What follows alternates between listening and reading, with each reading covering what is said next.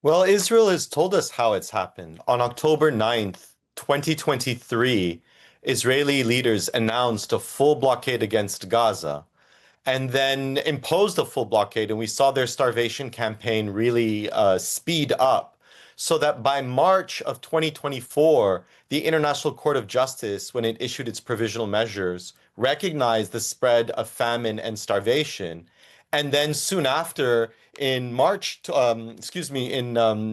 2024, the International Criminal Court issued two arrest warrants, one for Prime Minister Netanyahu and one for former Minister of Defense Gallant for the war crime of starvation.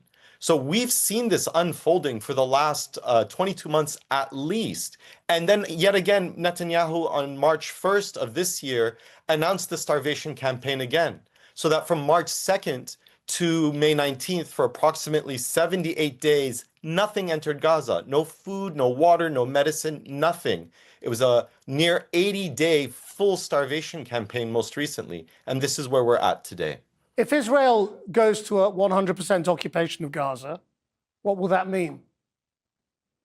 Israel's been occupying Gaza since 1967. This is what the International Court of Justice has found, and that occupation has been illegal. It uses different methods in terms of how it's been occupying.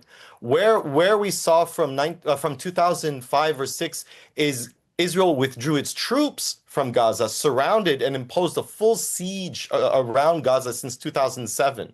Now what we see is Israel announced its full annexation plan. This is where we're at, not just of Gaza, but of West Bank and East Jerusalem. Several times over the last 2 years, Israel keeps announcing its intent to fully occupy and ultimately annex all remaining Palestinian territories, meaning Gaza, West Bank, and East Jerusalem.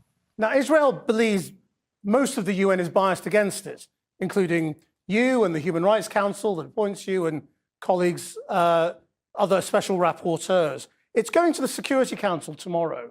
How should the UN as an institution handle a country that constantly accuses it of institutional bias? Israel has benefited from the UN since its creation and has continued to benefit from the UN system. And then it criticizes the different parts of the UN system when it doesn't meet Israel's political and military needs.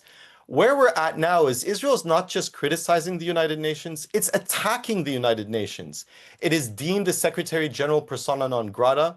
It's thumbed its nose at the Security Council and International Court of Justice in the past. It's attacked independent human rights experts like my colleagues and the Human Rights Council. Moreover, it's actually attacked UN staff. It's killed a record number of UN staff in the last 22 months, more so than any war since the creation of the UN, and it's shot at UN peacekeepers in southern Lebanon. And I've heard ambassadors say that when Israel attacks the UN, it's attacking the world.